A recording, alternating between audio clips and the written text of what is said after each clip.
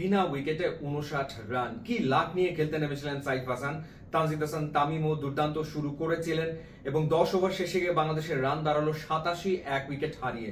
তখন মনে হচ্ছিল যে বাংলাদেশ 20 ওভারে গিয়ে 180 প্লাস একটা স্কোর করবে, কারণ এই ম্যাচে বাংলাদেশকে আফগানিস্তানের বিপক্ষে শুধু জিতলে চলবে না, রান রেটের দিকে অবশ্যই বাংলাদেশকে খেয়াল রাখতে হবে। কিন্তু কিসের কি, পরের 10 ওভারে গিয়ে বাংলাদেশ তুলতে পারলো মাত্র 67 রান, অর্থাৎ প্রথম 10 ওভারে 87, পরের 10 ওভারে গিয়ে 67 এবং এর ভেতরে শেষ 5 ওভারে 7 উইকেট হাতে নিয়ে খেলতে গিয়ে বাংলাদেশ তুলতে পারলো মাত্র 35 রান।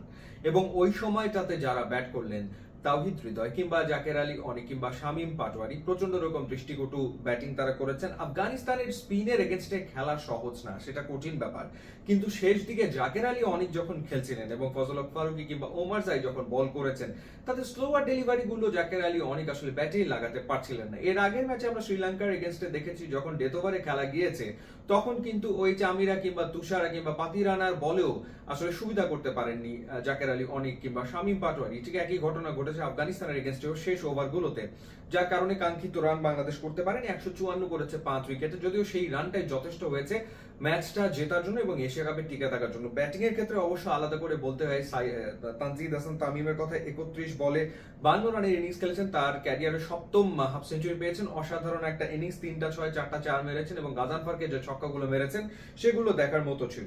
কিন্তু এই ইনিংসটা বাদ দিলে তাওহিদ হৃদয় 20 বলে 26 রান করেছেন এবং যেই সময় এক্সিলারেট করা দরকার সেই সময় তিনি আউট হয়েছেন। শামীম পাটোয়ারি 11 বলে 11 করেছেন, জাকের আলী 13 বলে 12 রান করেছেন।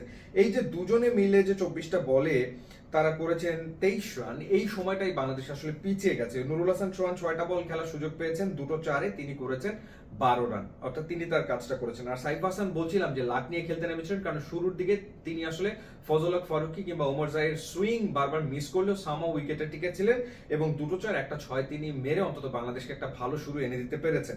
বোলিং এর ক্ষেত্রে বলছিলাম যে ডেফিনেটলি স্পিনাররাই ম্যাচের হর্তাকর্তা হয়ে উঠবে এবং সেই ক্ষেত্রে আফগান স্পিনারদের ভেতরে রাশিদ খান 2 উইকেট নিয়েছেন, নূর 4 ওভার বল করে 23 রানে 2 উইকেট নিয়েছেন।